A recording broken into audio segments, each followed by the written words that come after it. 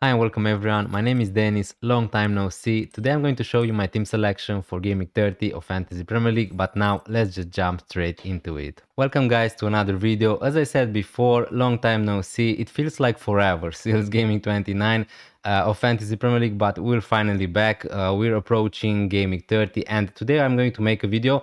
Now if you, in the first part of this video, we're going to discuss about how my gaming went in Gaming 29, but if you want you can just move to the next part.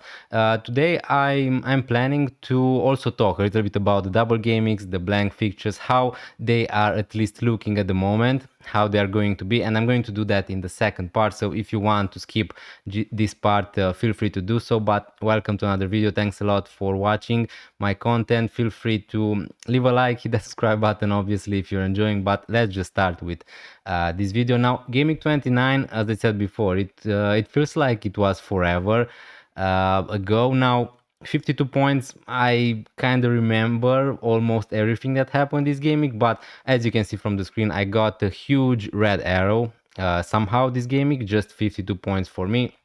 But let's just go through a little bit with my team. Now Kelleher got a clean sheet, Gabriel got some attacking returns, 11 points, 6 points, really happy with that. Virgil van Dijk, EKITIKE blanking for Liverpool. Now I don't even remember, yeah, they lost to Wolverhampton. Of course, that's why I don't remember the fixture. So yeah, really unlucky, I think, with Liverpool. Munoz, obviously, Crystal Palace beat, I think, Spurs 3-1 or 4-1, something like that. Yeah, probably I'm mistaken, right? Yeah, 3-1. Okay, so, but the problem is Daniel Munoz got injured, and yeah, maybe he could have been part of some attacking returns, but this is just my luck this season. He got a 1 point. Now, with Alderete, I'm really happy that I backed him to play him against Leeds away. He got a clean sheet, he got defensive contributions, he got actually 23 defensive contributions, that's just crazy, and a yellow card, and also he got 7 points, so really happy with Alderete. But if we move to my bench, the first player on my bench is Elliot Anderson. So yeah, this was my debate on my deadline, if you were there, to play which one to play, Elliot Anderson or Alderete.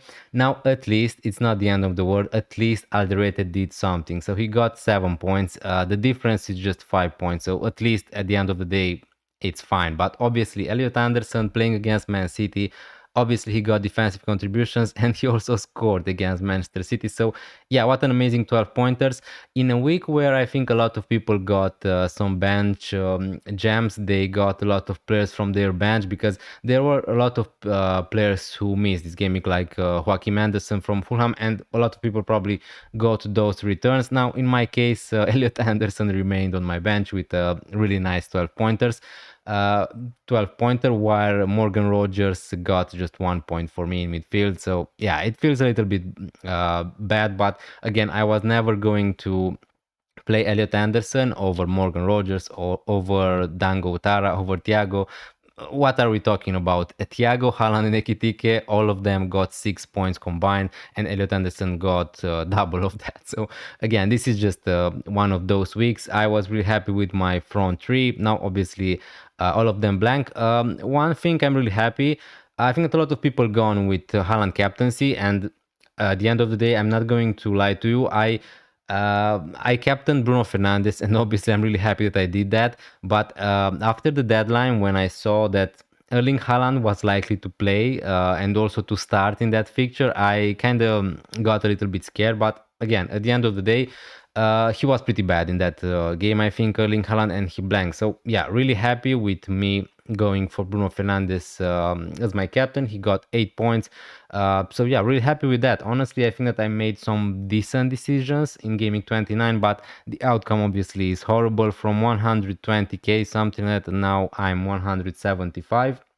But again, I'm not mad, I'm not sad, because there wasn't really any player I would have played Elliot Anderson instead of. Now, maybe playing Elliot Anderson was a better decision than to play Alderete, but yeah, it is what it is. I choose Alderete. At least he got me something, and the difference is not that big. So yeah, this was Gaming 29 for me, but let's move and see how my team is lining up currently for Gaming 30. Alright guys, now let's move to the second part where I'm going to show you my team selection, but before doing that, I want to discuss a little bit about all the possibilities and all the information we know so far, because maybe a lot of you want to know some information about the double gamings, maybe the blank gaming 34. So in the first part, I want to discuss a little bit about that.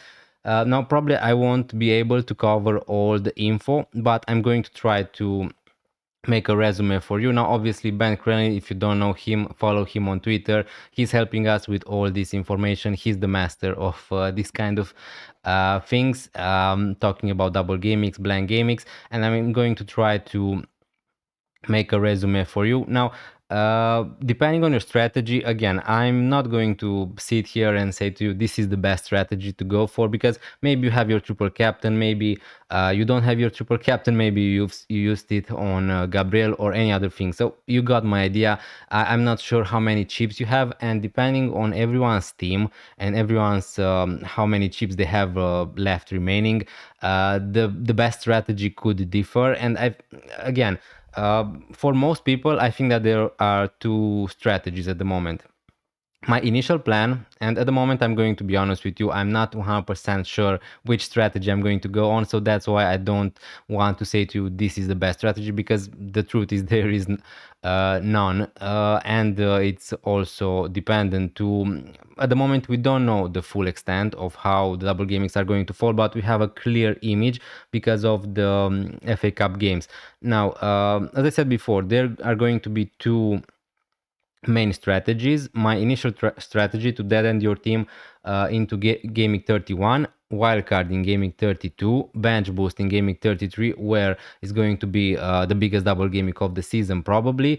Use your free in gaming 34 and any other stuff. Now, for those who still have their triple captain left, uh, it's good news. It's good news for you, because probably there's going to be another double gaming in gaming 30, probably gaming 36, but again, it could be 35, it could be 37, and maybe that's also going to include Manchester City. So if you still have your triple captain chip left, just wait.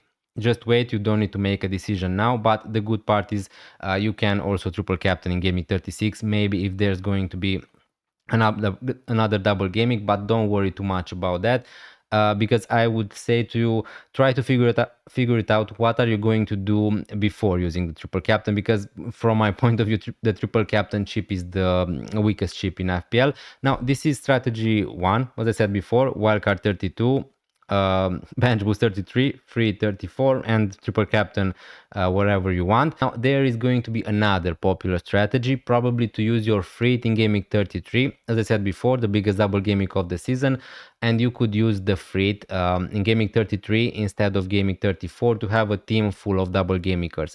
Now, this is also a viable strategy, and that's because if you look at your teams, for a lot of people, your team is going to look pretty decent in gaming 32. So you're not forced to use the wildcard, obviously. But again, because how the things fall from the FA Cup. Now, what we know so far is Chelsea and Arsenal are most likely to have a double gaming in gaming 33, and therefore to blank in gaming 34, and that's because they have easy fixtures in the FA Cup final. Again, if they're going to lose, that's a completely different story.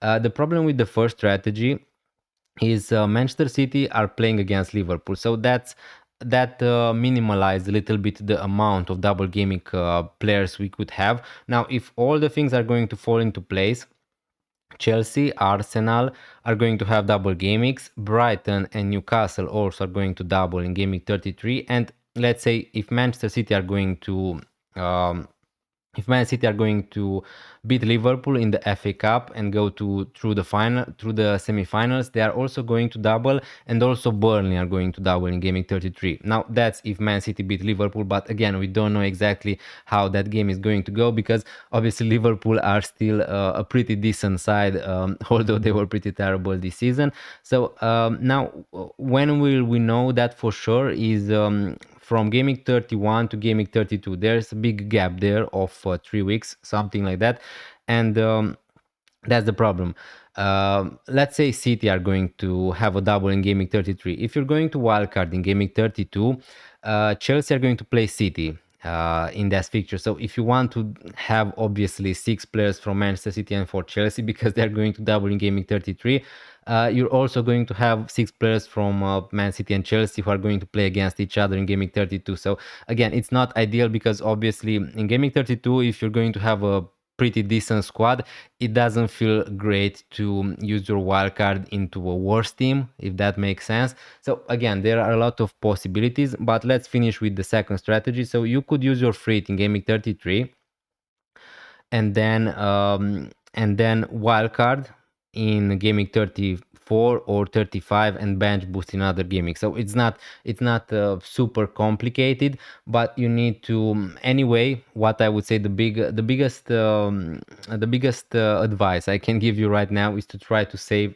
some transfers because it doesn't really matter which strategy are you going to play. If you can save some transfers at least until gaming 31 32, that's going to be really useful for you because for an example, if you're going to free it in gaming 33, have a lot of double gaming players, and then if you're going to wildcard in gaming 34 where some teams like Arsenal, Chelsea, City are going to blank, you don't want to not have players from them until the end of the season. Obviously, if they are also going to be in a title fight, Chelsea are going to fight for the Champions League spot. So again, it doesn't really matter. You need to have some free transfers. Now, what I want to add here, I feel like I didn't respond to that. Man City, because they beat Newcastle in the Carabao Cup, they are really likely to blank in gaming 31, so you need to prepare for gaming 31 for Arsenal, Wolves, Man City and Crystal Palace to blank.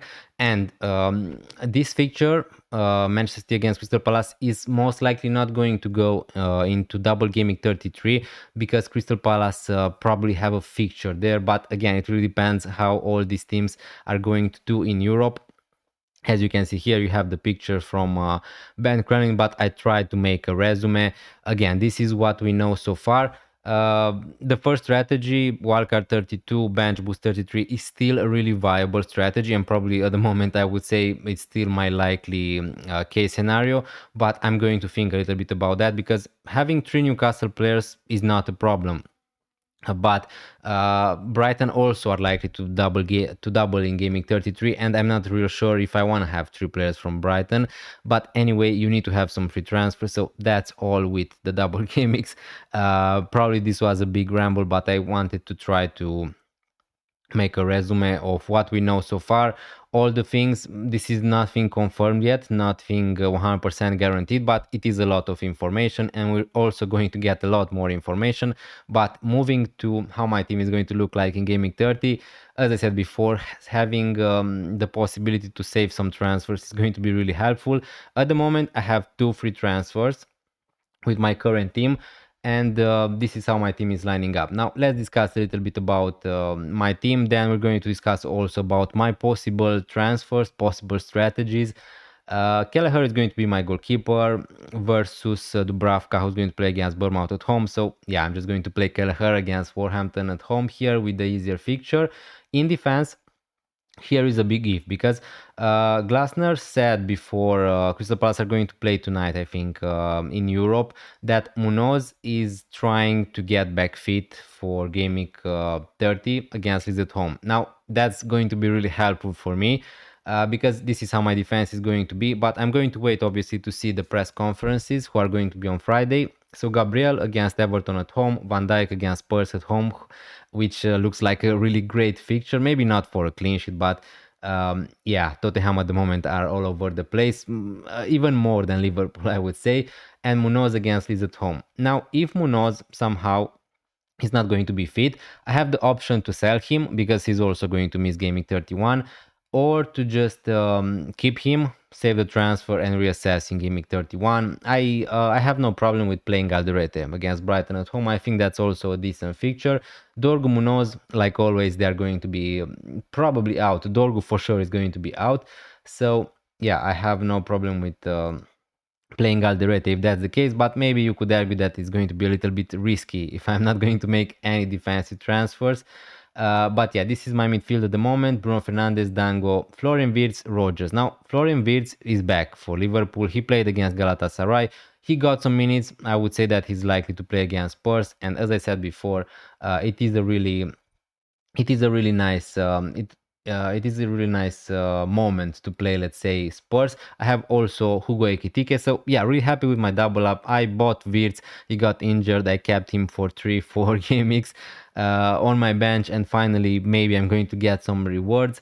But yeah, really happy with Florian Wirtz, really happy with Ekitike, who also is going to be a pretty decent captaincy option, I would say. Now, at the moment here, you see my captaincy on Erling Haaland, but the truth is, I'm not yet sure which player I'm going to captain.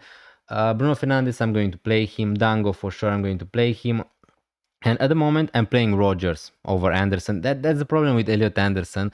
Again, he scored, but he's not going to score every game week. His underlying statistics are not amazing. He's good for DEFCON, and I agree with you. Rogers has been rubbish for the last 5 game weeks, something like that. But again, I'm still playing Rogers over Elliot Anderson. Other than that, my captaincy options are Bruno Fernandes, Haaland, or Ekitike. So I'm going to pick from those three.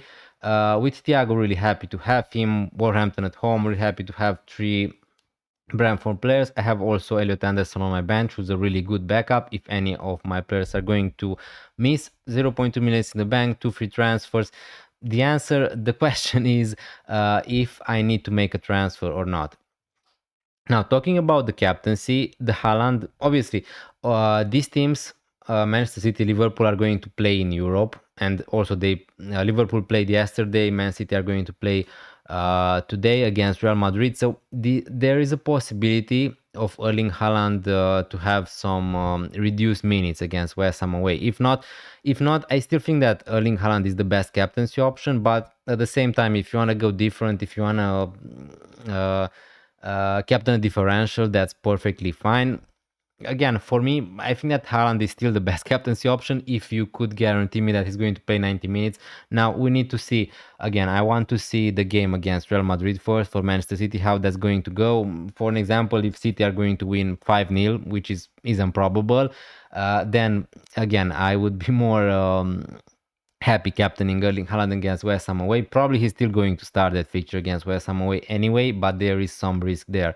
And therefore, my captain is either going to be Bruno Fernandes or Hugo Ekitike. Now, Ekitike, you could say the same thing, uh, that he could have his minutes managed a little bit because Liverpool lost against Galatasaray in the first leg, and they're going to need to go full throttle against Galatasaray in the second leg. But at the same time, Spurs at home is a really nice fixture, and I know that Liverpool were really bad, but again, looking at how Spurs played in the last few gamings under the new manager Tudor, I don't know. It's just a nice fixture at home. And Ekitike, we know that he's capable of getting some chances and getting some returns. But at the end of the day, if you want to go safe, probably Bruno Fernandes is the safest one.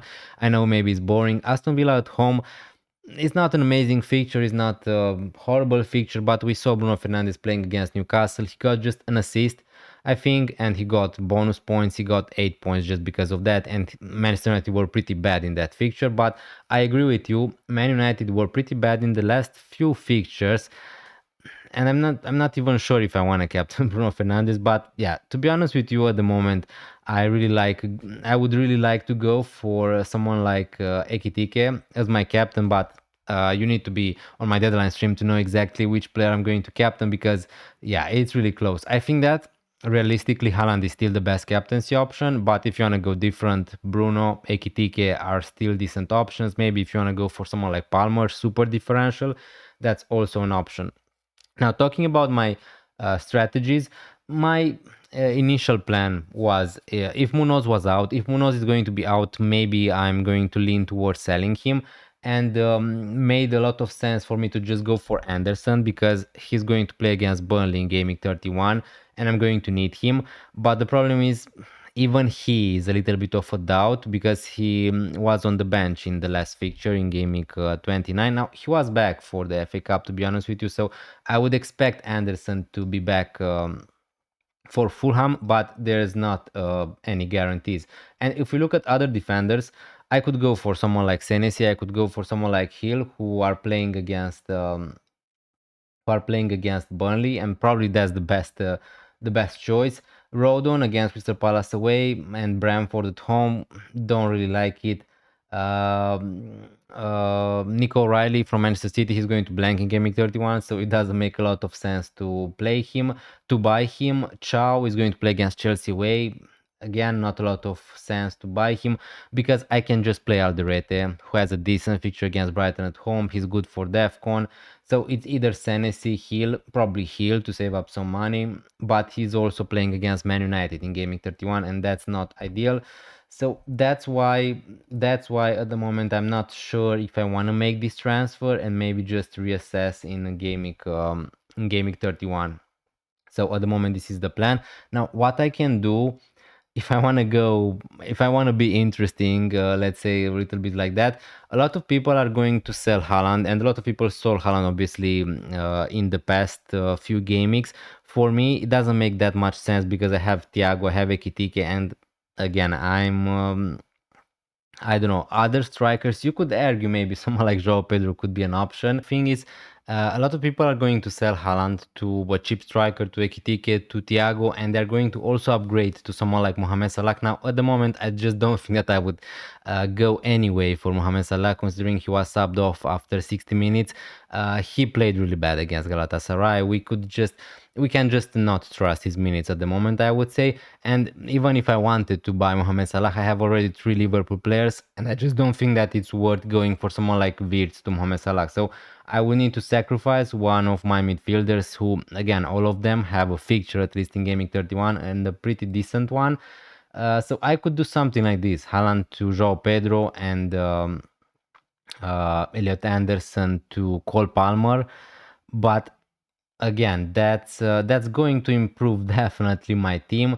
I'm going to bench Rogers if that's the case, but I'm just not sure if it's worth it because there's a lot of uncertainty regarding at least what I'm going to do with my strategy, with my cheap strategy, and I'm just not sure if I want to go all in on Chelsea with, but again, Palmer and João Pedro are decent options. Decent. Palmer at least is a differential at the moment. João Pedro, I just don't really like going for him because he's not a differential anymore, if he ever was. And again, it's most likely they're going to double in Gaming 33. What happens if I'm going to use my wildcard in Gaming 32, or if I'm going to use my free in Gaming 33, I'm anyway going to buy to have these players on my bench, so on my team. So again, it doesn't make a lot of sense to make this move just to not have Erling Haaland. So yeah, again, Haaland also, I'm going to need to buy him back at a bigger price. So yeah, I'm just not sure. But let me just uh, put them back. So yeah, this is my team. Let's move to Gaming 31, because if we move to Gaming 31, you're going to see I have Haaland, Gabriel, Dorgu and Munoz, who are not going to play in Gaming 31, basically, if all the things are going to stay the same. And here I'm going to have 0.2 minutes in the bank, but again, most likely, depending on the information we get or not, I'm going to sell Dorgu or Munoz to probably someone like Anderson, let's say. Uh, but again, they play against Liverpool in Gaming 33. So again, you see, it really depends what strategy I'm going to pick here, because if I'm going to not use the wildcard in Gaming 32, then I'm not going to buy Joachim Anderson, because he's going to play against Burnley in 31, which is great, but then he's going to play against Liverpool. So it really depends on the strategy. But for an example, let's just say I'm going to go for Anderson here, and this is going to be my team for Gaming 31. Now I'm going to have 3 transfers. I'm going to use one, and hopefully I'm going to be able to have 3 free transfers in Gaming 32. Now, 3 free transfers in Gaming 32. This is going to be my team in 31. I think that is decent enough. Ekitike, Thiago, Dango, Kelleher. My only weak link, if you want to call it like that, is Alderete against Newcastle, which is not great, but again, he's a DEFCON defender, so I don't care too much about that. If we move to Gaming 32, this is where I will need to choose my strategy, if I'm going to wildcard or not. The problem with these strategies if you're going to, we're not going to know how the double gamings are going to be exactly guaranteed uh, really just really late before gaming 32, because as I said before, it's going to be a big break here of 3 weeks. And if you want to activate the wildcard in gaming 32, uh, again, if you want to know all the information, you're going to activate the wildcard in gaming 32 really late, and that way you're going to lose some value, because the best case scenario would be to just activate the wildcard after gaming 31 deadline passed, obviously, so you can catch up some price rises and falls. But again, gaming 32, this is how my team would look like if I'm not going to use the wildcard. And as I said before, it's pretty decent. Rogers also against Nottingham Forest.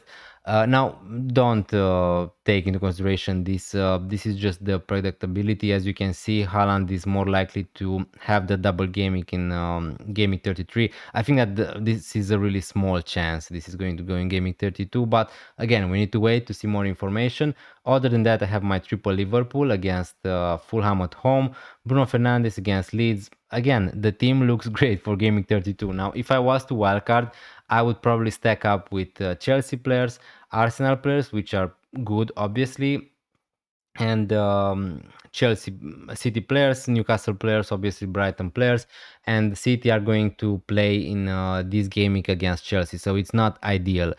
But at the same time, yeah, again, I would love to give you an honest opinion here and tell you 100%, yeah, this is my strategy, this is the best strategy, just do what I'm doing. But the truth is, I am going to just wait for more information, because let's say if I'm not going to go with this strategy, if I'm not going to wildcard in gaming 32, this is going to be my team, and is a pretty decent team. Now, Gabriel is not going to be my captain, definitely, but if we move to gaming 33, here I'm going to have 4 free transfers, I think, if I'm not going to wildcard 32. In gaming 33, let's say this is going to be the double gaming. I'm going to have 3 Chelsea players, 3 City players, 3 Arsenal players, and decide between Newcastle players and Brighton players for the double gaming. And then we go back to this team, which, again, some teams are going to blank. Now, in my case, if Liverpool, let's say, are going to lose to Man City, then this is great for this strategy, because I'm going to have them who are going to have a fixture in gaming 34, so they are not going to blank. Obviously, City, Arsenal are going to blank. Other than that, yeah, Thiago Alderete, I think that these teams are not likely to blank. So again, I could just do that, play gaming 34, have, I don't know, I will have here 4 free transfers to deal with some blanks, some injured players maybe, and then I could just wildcard in gaming 35 and bench boost gaming 36, 37, 38. That's my strategy, but for me it's a little bit more easier because I don't have my triple captain available, sadly. I use it on Gabriel, but again, at the moment these are the two most popular strategies, I would say. uh, yeah, if I don't know, if Liverpool and City weren't playing against each other in the FA Cup, maybe the double gaming would be a little bit better for bench boost. I still think that the first strategy is probably the best one for most people because it's easy. In the first place, wildcard 32, bench boost 33, free 34, triple captain wherever is going to be another double gaming 36, and it's just really easy to follow. But yeah, other than that, yeah, I think that's it. Again, I'm going to wait a little bit more information. I'm going to see the press conferences tomorrow. Hopefully, Munoz is going to be back. If Munoz is back, I'm definitely not making a transfer this gaming and just reassessing for gaming 31. But yeah, thanks a lot for watching this video. Sorry that it was a little bit longer, I think, than usual. Thanks a lot. If you enjoyed, please consider leaving a like, hit that subscribe button, check the memberships if you want. And thanks a lot for supporting the channel. It really means a lot and I really appreciate all of you. And yeah, I'm going to see you next time. Bye.